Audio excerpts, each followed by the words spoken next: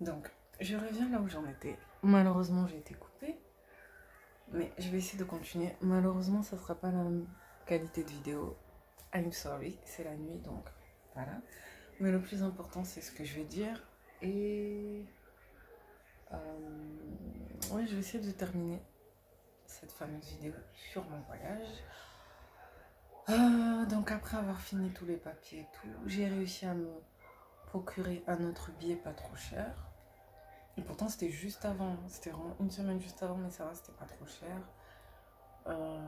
Après j'étais consciente quand même qu'arriver là-bas j'aurais moins d'argent, mais bon. Je me suis organisée, ça va, je m'en suis sortie. Qu'est-ce que j'ai fait? Donc, premier réflexe que j'ai eu, c'est quand même retirer au moins 200 euros, histoire d'échanger de l'argent là-bas. Parce que le problème, c'est que là-bas, on peut retirer, mais il y a des frais. Ouais, il y a des frais. Donc, j'ai eu quand même l'idée de retirer avant. Ça, c'est ma mère qui m'a toujours dit qu'il faut retirer avant de voyager, au moins quelques centaines d'euros. Et quand tu arrives là-bas, tu échanges contre la monnaie locale de là-bas, en fait. Ouais, et quand je suis arrivée là-bas, j'étais choquée puisque j'avais beaucoup plus que l'euro. Ouais, j'ai changé. Attends, 80 euros était équivalent à 21 000 shillings tanzaniens. Mais bon, c'est traître, hein, parce qu'il y a le shilling, mais il y a aussi le dollar. Et c'était équivalent à quoi? 75 dollars. Donc en réalité, j'avais pas beaucoup d'argent en fait. Non. C'était pas forcément beaucoup d'argent, mais ça te donnait l'impression que tu avais beaucoup d'argent sur le coup. Donc, mais je m'en suis quand même sortie, c'était pas mal. Qu'est-ce que j'ai fait d'autre après? Donc, je me suis débrouillée. J'ai regardé sur booking.com oui, une très bonne application. En fait, il y a beaucoup d'applications qui m'ont aidé. Tout ce qui est Air France, KLM, booking.com, ça m'a beaucoup aidé pour rechercher des hôtels, transport, tout ça. Donc,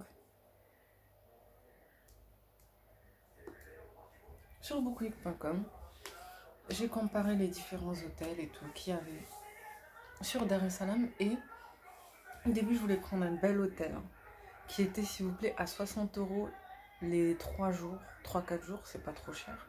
Nous, ici, c'est 30 à 60 euros la nuit dans un hôtel. Ben, eux, là-bas, 30 à 60 euros, c'est presque une semaine, quoi. Ça peut être une semaine.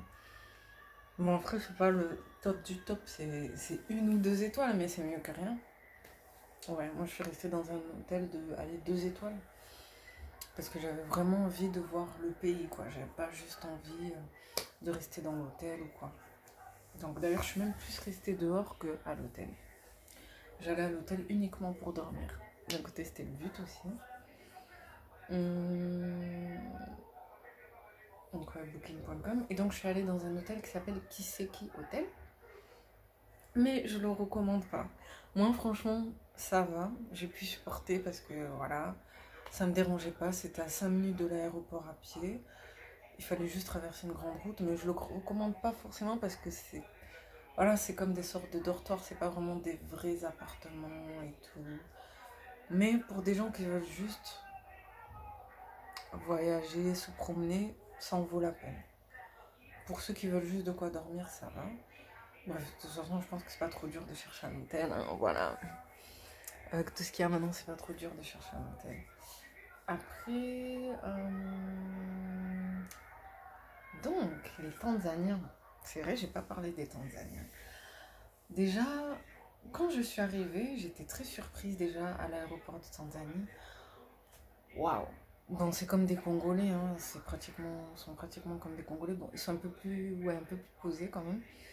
Et ce qui m'a touchée en tant que femme reconvertie à l'islam, pratiquement toutes les femmes elles portaient soit le djilbab, soit le voile intégral. Oui. Ouais, j'avoue que parfois j'avais encore l'impression d'être à Dubaï ou en Turquie. Parce qu'à Dubaï et en Turquie, il y a beaucoup de femmes qui portent vraiment le niqab, mais vraiment intégral où on voit que les yeux, et noir. Et c'est vrai que là, il y en avait beaucoup, il y en avait quand même une dizaine. Voire même, il y avait une femme qui était totalement couverte, c'était transparent. Et je sais pas, ça m'a marqué parce que je me suis dit, waouh, genre, j'ai un avant-goût du pays là. Après, quand je suis arrivée sur place, bon, quand même, il y a beaucoup plus de femmes en boubou que de femmes en niqab.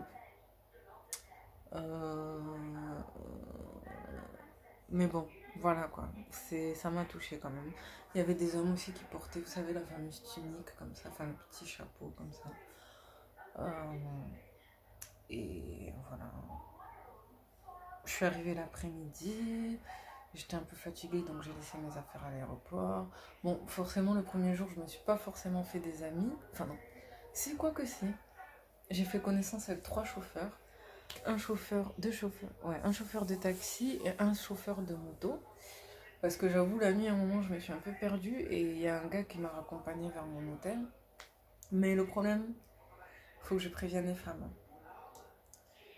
Étant donné que la plupart des femmes sont couvertes, eh ben, dès qu'ils voient une femme, ne serait-ce qu'un tout petit peu moins couverte, eh, bibi, bibi, maman, bibi, maman, maman. Et en plus, bon, voilà, moi, comme je pouvais passer pour une Tanzanienne, toutes les 1 minute, voire toutes les 30 secondes, maman, eh, non, non, non, non, non. Et on voulait me prendre à moto aussi. Mais je voulais pas parce que c'était juste à côté, ça servait à rien. Et le truc aussi, les gens là-bas, ils aiment trop l'argent. Ils aiment trop l'argent. Enfin, tout tourne autour de... C'est pas qu'ils aiment forcément l'argent, mais tout tourne autour de l'argent. Et comme la plupart des gens galèrent, franchement, en tout cas, vraiment, devant l'aéroport, c'est assez pauvre. Il faut vraiment marcher vers la droite pour aller vers le centre-ville où c'est un peu plus aisé et tout. Mais vers la gauche, en gros vers... Je me rappelle un peu des quartiers vers Sandali, Kisutu et Central, Oosterbeem, Sassani. Moi, malheureusement, j'ai pas pu aller à Msassani, mais là-bas, c'est riche. Je suis allée juste à côté, à Palm Beach. Là-bas, les gens sont aisés. Ça va, ils se débrouillent. Mais vers la gauche, je me rappelle plus comment ça s'appelait. Je mettrai le nom quelque part. C'est pauvre. Vraiment, les gens galèrent. C'est des Wenze. C'est des marchés, que des marchés, des marchés, des marchés. Et genre, tu le sens que vraiment les gens, ne serait-ce qu'un peu d'argent, pour eux, c'est beaucoup. À un tel point qu'il y a des gens, quand je leur laissais des pourboires, ils étaient là en mode... genre, merci. Et ça m'a touchée parce que... Allez, 10 000 shillings, c'est 4 euros. Les gens, ils étaient comme ça. 4 euros, hein. Franchement, ça m'a touchée. Il y a même un gars, sa maman portait le niqab, comme ça, elle m'a dit, non, non, attends, on va te donner l'échange. J'ai dit, non, non, c'est bon, gardez et tout. Parce que je leur avais acheté des beignets, comment ça s'appelle, en plus, j'en faisais il n'y a pas longtemps. Ils disent mkate, non mkate, mais ce que j'avais mangé, des mandasi, des gros mandasi, comme ça, des gros beignets triangulaires. J'ai mangé beaucoup ça. C'est un peu gavant, mais c'est consistant et c'est bon.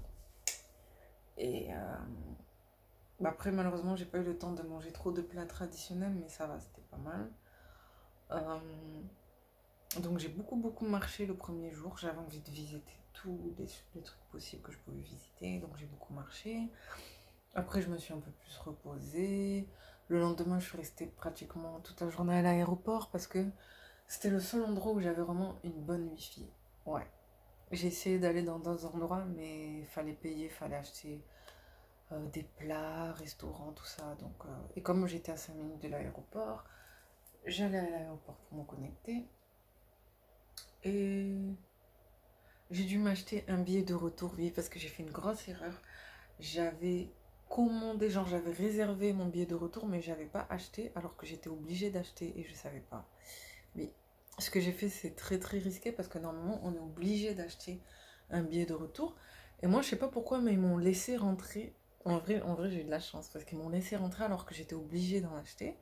Et moi, je comptais en acheter juste avant de partir parce que je trouvais que c'était pas trop cher et j'avais peur voilà, d'avoir encore le billet annulé. Donc, je voulais l'acheter vraiment juste avant, mais faut pas le faire. Faut vraiment pas le faire. Et j'ai bien retenu la leçon qu'il faut acheter un aller-retour de préférence. Et pas acheter juste un aller et après en retour, ça se fait pas. On n'a pas le droit normalement. Et moi j'ai eu de la chance parce que j'ai juste montré la réservation et ils m'ont laissé passer. Genre j'avais pas forcément payé le retour en fait, j'avais juste réservé et ils m'ont quand même laissé passer. Et ouais, ce qui m'a marqué c'est que quand même le gars qui m'a laissé passer, qui m'a tamponné le visa, il était là en mode... tu vois, c'est changer les numéros, hein. Parce qu'il a vu que j'étais toute seule et tout, donc voilà. Et donc j'ai toujours son numéro sur WhatsApp, hein, donc j'ai fait au moins connaissance avec 2-3 personnes comme ça. Après j'ai refait connaissance avec une autre personne à la plage le 3e jour quand j'ai fait un mini défi. Le mini défi c'était de faire en tout un après-midi faire la côte ouest, non la côte est pardon. Tout ce qui est la bande là de Oyster Bay, Palm Beach, le centre-ville, tout ça je vous montrerai sur une carte.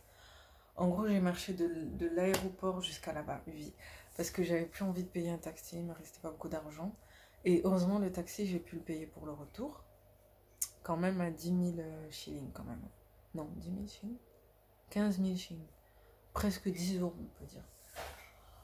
Donc, mais j'ai marché pendant 3 heures de l'aéroport jusqu'à Palm Beach. Et franchement, je regrette pas. Au bout d'un moment, j'étais fatiguée. Mais j'avais pris à manger, à boire. J'ai rencontré des gens. J'ai souri à des gens. Il y a des gens qui voulaient me vendre des trucs. Bref, vraiment, j'ai vu des belles choses et je regrette pas. C'était fatigant, mais je regrette pas. Mais je conseille quand même d'avoir beaucoup d'économies, beaucoup d'argent de poche pour voyager. Moi, j'ai vraiment eu de la chance. Et voilà. Qu'est-ce que j'ai d'autre à raconter? Ça, c'était mon avis sur la Tanzanie. Je vais pas vous mentir, la Tanzanie, c'est un beau pays. Il y a beaucoup de choses à voir. Mais surtout, Dar es Salaam, c'est très économique. Donc, tout est porté sur l'argent. Donc, j'ai vu que vraiment, l'argent, il faut l'argent. Si t'as pas d'argent, t'es foutu. Et parler anglais aussi. Parce que comme je connaissais pas beaucoup de mots de Swahili, parler anglais, c'est l'anglais aussi toujours qui me sauve. Et franchement, ce qui m'a déçu là-bas, chez les Tanzaniens, parce que la plupart des Tanzaniens étaient conviviaux, souriants, à part les gens qui t'arrêtent, les hommes qui t'arrêtent et tout.